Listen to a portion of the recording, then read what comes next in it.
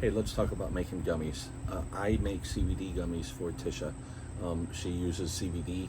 This is just normal, regular CBD oil that you buy down at any of the CBD stores or online or whatever. Completely legal. I'm not doing anything illegal here.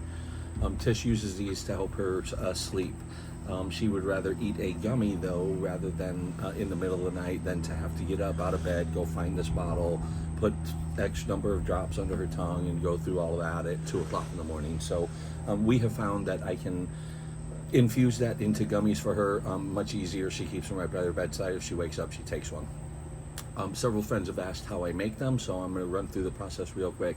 First, let's talk about the ingredients that we will need, or a majority of the ingredients that we will need. You need CBD oil. This is, again, anything, typically what I do is I'll find a bottle that's 1,000 milligrams in the entire bottle, and I'll use the entire bottle to make this oil that I'm going to talk about in a minute. Okay. MCT oil. Organic MCT oil. It's low smoke, it's high temp, it's no flavor, it's easily digestible, it's just easy to work with, and we're not using very much of it at all anyway. Liquid sunflower lecithin. This is I am a fast, easy bread. I bought this on Amazon. I want to say it was $20 or $29. This is a lot. You do not use very much of this. I use 3 little drops out of this cap per recipe.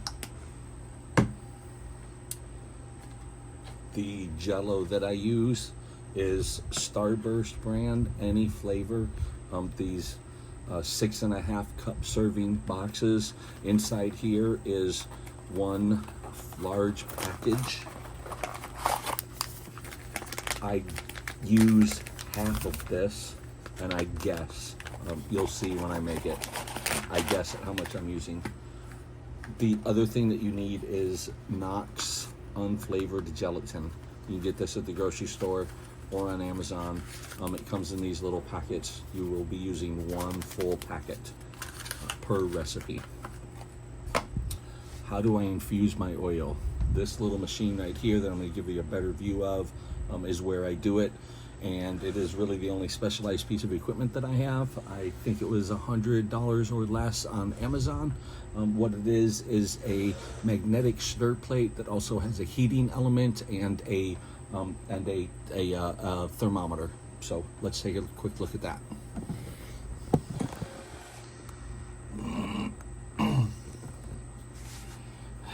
You'll notice here on the right hand side is how many revolutions per minute that the magnetic stir rod is spinning that's inside this beaker. I've already mixed this together, unfortunately, I'm sorry. And then over here on the left is temperature in degrees Celsius. You cannot put this on degrees Fahrenheit, unfortunately. When I'm doing the oil infusion, I set this to 40 degrees Fahrenheit, and I normally run it anywhere from 500 to 800 or 1,000 RPM. You'll be able to see when you first start it up, you're using the clear MCT oil. You'll be able to see the stir rod spinning. You just want it to be spinning good. You want your temperature sensor to be in the oil, obviously. So, what do? I put the beaker on. I use the MCT oil again. I eyeball roughly 10 milliliters or so in here. I drop the stir rod in there. I get it spinning a little bit.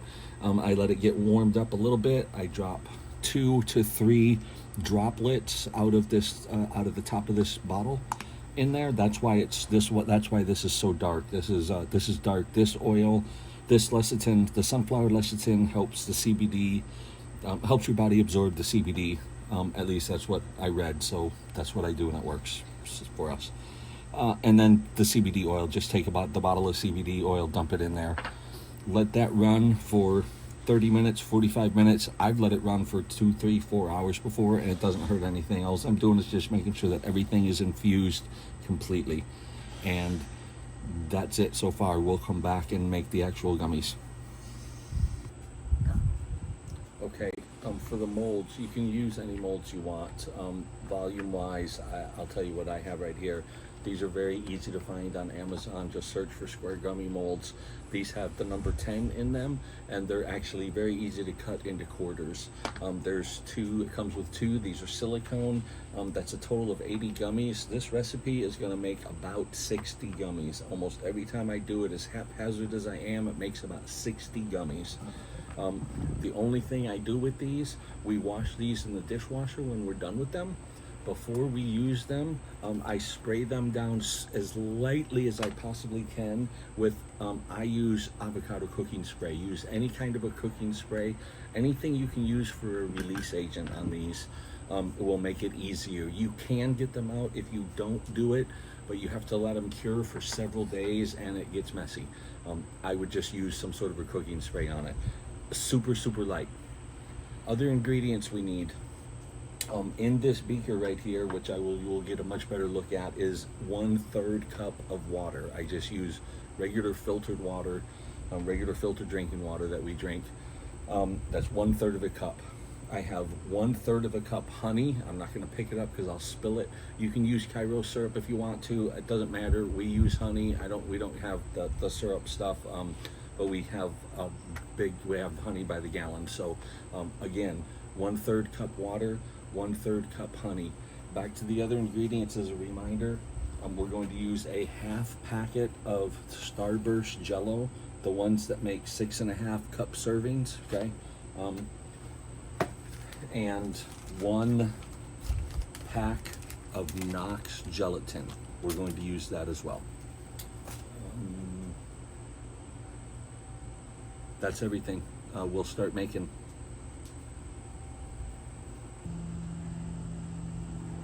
Okay, now that you have a much better view of the this heated stir plate, again, this is 4E Scientific is the brand. MIO102003 is the model number. It's on Amazon. That's where I bought it. I have a beaker right here. Make sure it's a decent one because we're going to heat this up. Again, I bought it on Amazon. I just try to buy the borosilicate glass. That way it's you can get it hot and it won't mess with it.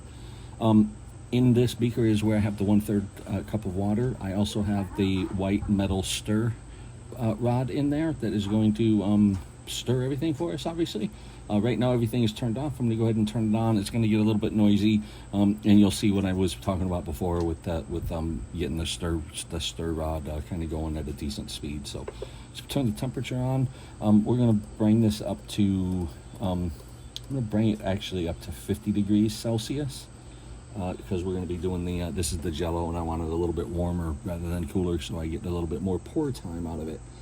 And I'm going to turn on the rotation. I hope that's not too crazy loud. Really what I'm going to do here is just kind of let this run for a while and let this come up to temperature because I'm going to start adding ingredients which are going to bring the temperature down, but I don't want this to thicken up before it all gets mixed. So the order we're going to go in is bring the water temperature up to over 40 degrees. Then I will slowly pour in the honey. I'll let it make sure that it continues stirring. You may have to adjust the speed when you're doing that. And then make sure that it's a nice thin runny consistency, or as close to water consistency as possible. Once it's back there, then what you're going to see me do is pour in a half a pack of this. I literally just guess. I go, oh, it's probably going to be about that much, and that's how much I pour in. Slowly, and I let it stir, and then I slowly sprinkle in this 1 packet of gelatin. Let it all combine. I try to let it go long enough so that the gelatin is bloomed, although I don't think we're blooming it because I'm not using cold water. I try to get it so that all the gelatin is all dissolved. When you first pour it in there, you're going to panic and think, uh-oh, it's a big clumpy mess. Those clumps will go away. That's why I'm using the heat, and I want it a little bit warmer rather than cooler. Okay, we are thoroughly mixed in there, and our temperature is coming up. It's 44.4 Celsius right now. But it does climb pretty quickly. There's another ingredient that we're going to add as well that I forgot to mention. This ingredient does 2 things. Number 1, it creates a sourness. If you like that, you want to use more of this. Primarily for us, though, it's a preservative, and that is citric acid.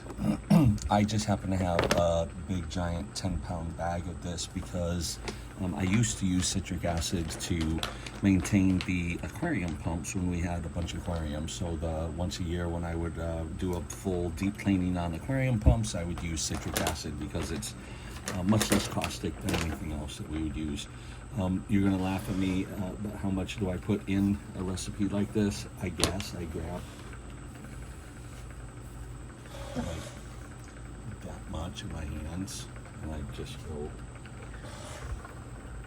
and I kind of sprinkle it in there and make a big giant mess. The other thing we can do is coat the outside of the gummies with that same citric acid powder if we want. That also adds additional protection against mold and preservative, and it does also increase the level of sourness if you like that.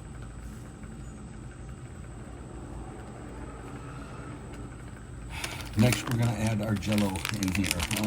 This beaker we will see if this beaker is big enough, or if I need to move everything to a larger one. If I do, I'll stop the video and just move to a larger one.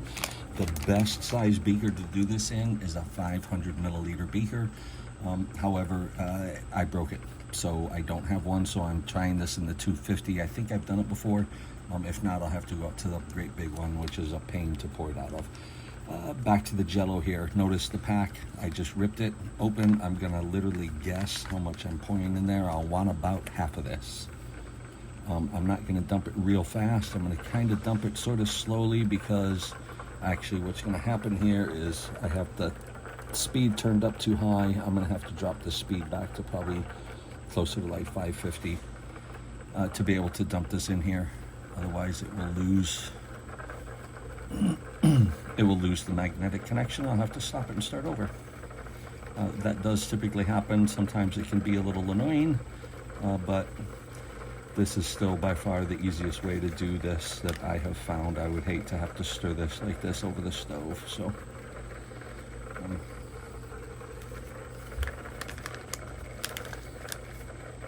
that's about half. Now I will take one full pack of Knox gelatin. This is going to get very clumpy, and that's okay. I do pour it in slowly, and it seems like no matter how slowly, it's still going to wind up with some clumps in there. I'm also impatient, and I also know that if it does clump up some, that they will dissolve and go away, and everything works just fine. So.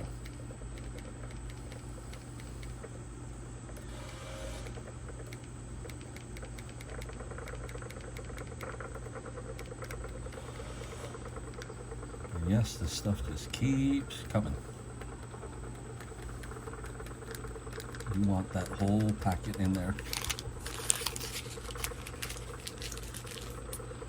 Now I'm just gonna let that stir. For how long? I don't know. I'm gonna keep an eye on it. You can kind of see it will start becoming a little more clear, and the less solid. Right now, if you were to look real closely and not look at it in the light, you can see the gelatin is still kind of not fully dissolved. I let it go until it's fully dissolved. Again, our temperature is at 45.5. It'll go up a little bit. You can't leave this here for 10, 15, 20 minutes or anything like that, because it will start setting up a little bit too fast. What we are going to do is I'm going to try something new. Normally I pour straight out of this into my molds. My problem is I'm able to do that pretty good, but my gummies aren't quite as consistent as I really wish that they were.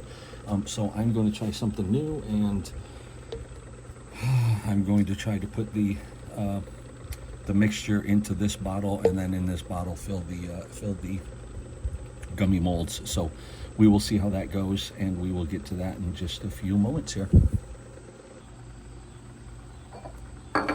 Okay, you get to watch me make a mess here. So made a little bit of switch, moved the stirrer plate over there. It's still running with the gummy mixture in there. It's cleared up a good bit. I do also notice it's getting a little bit thicker in consistency, so I want to go ahead and start and get this going. My gummy molds are right here. I've given them a super, super light spray with the cooking spray. I mean, the lightest coating you can possibly do. What I'm going to do is fill this. This should fill about 60 of these. This is a total of up to 80. Again, this recipe should do about 60. So let's try and get it poured in this bottle and see how this goes.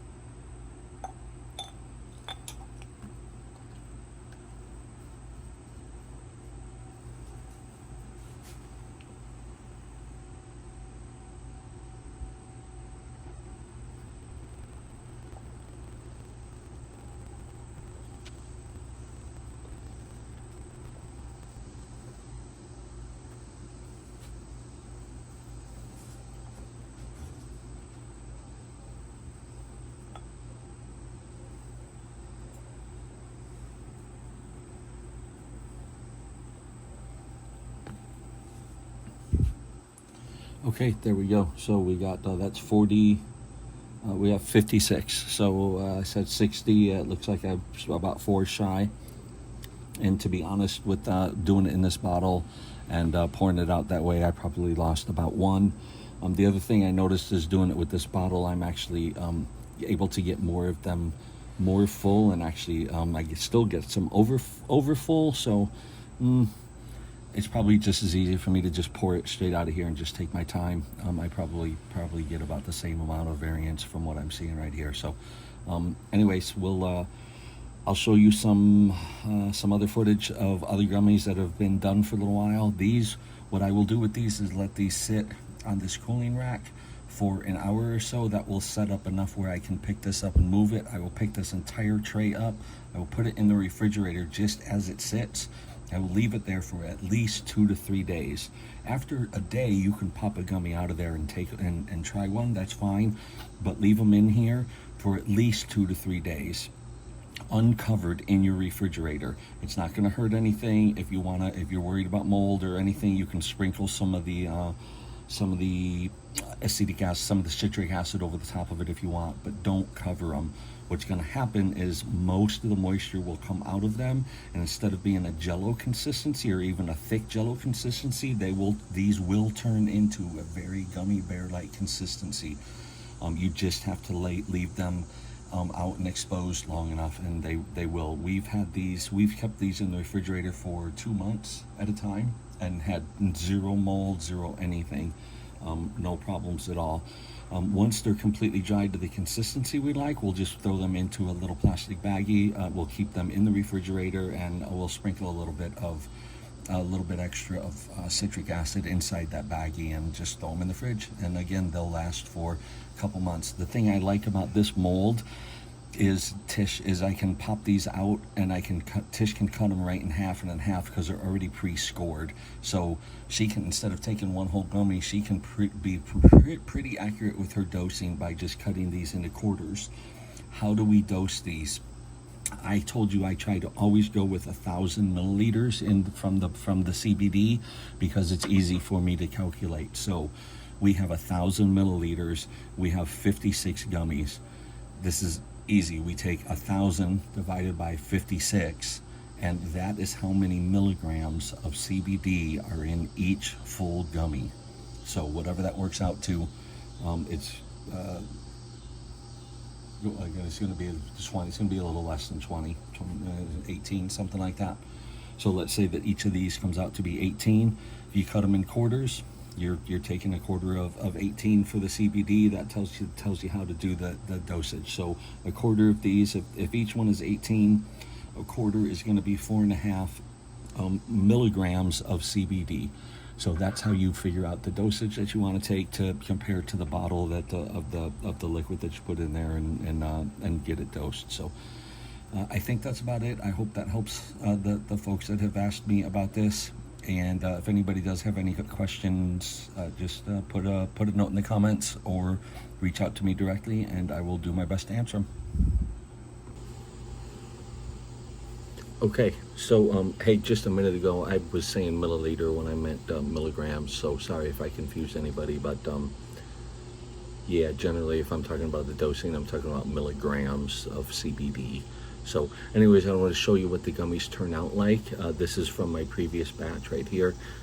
This is the actual finished product. You can see it's just, you know, a little, you know, it's a little square. You can see it is perforated, if you notice right there where you can cut it. Consistency wise, I don't know if this will show, but I mean, this is not Jello, right? I mean, this is gummy. See me? See how I can stretch it? Obviously, yeah, this will be one that I will eat. But notice how I can stretch it. So I mean, that is the exact same recipe that you just saw me make. So yeah, that's how they come out. This sat, time-wise, this sat in the mold for at least 3 or 4 days, and then what I do generally is I pop them out of the mold. I set them right back on that little cooling rack that you saw me have the molds on, and I throw them back in the refrigerator, and I'll usually leave them in there like that for a week, until they get to this consistency. You know, it depends on the humidity and that sort of stuff, but they will get to a gummy-like consistency, and they come out really good. So yeah, anyways, enjoy. I hope that answered questions. Thanks.